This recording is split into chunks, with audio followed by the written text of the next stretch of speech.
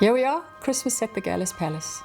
And for me, Christmas is really about life and about joy and giving. And this year in particular is going to be really extra special for us.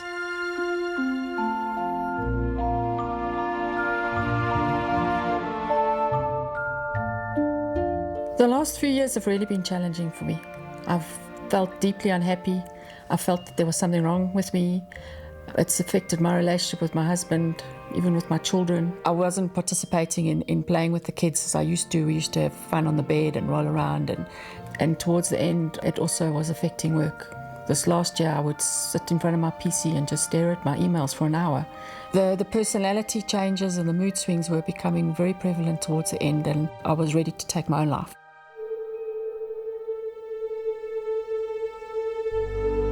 At about midnight on Thursday, the 5th of August, I woke up, came down not feeling too well, and I sat down on the toilet, and the next thing I fell forward with my head first hitting the tiles. I heard the noise of a skull hitting cement, and I came running down and noticed that my wife was on the floor having an epileptic fit.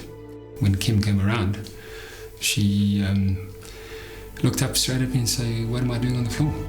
So on the 5th of August, at 11 o'clock after Manfred said to me, "Come, love, let's just go and have this seizure checked out."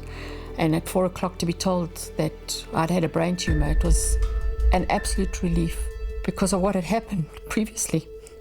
It felt like this puzzle piece that had been missing in my life had just been found and put into place.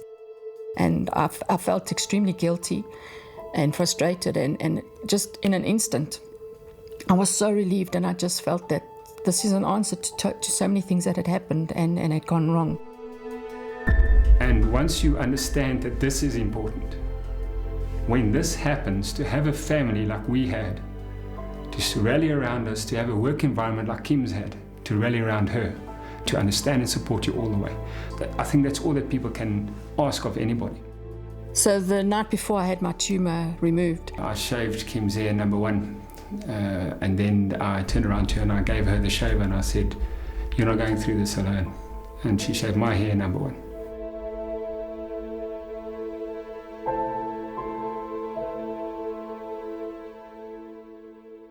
Here are some of the boxes I received with goodies in from Standard Bank and various people at the office and partners that we do business with.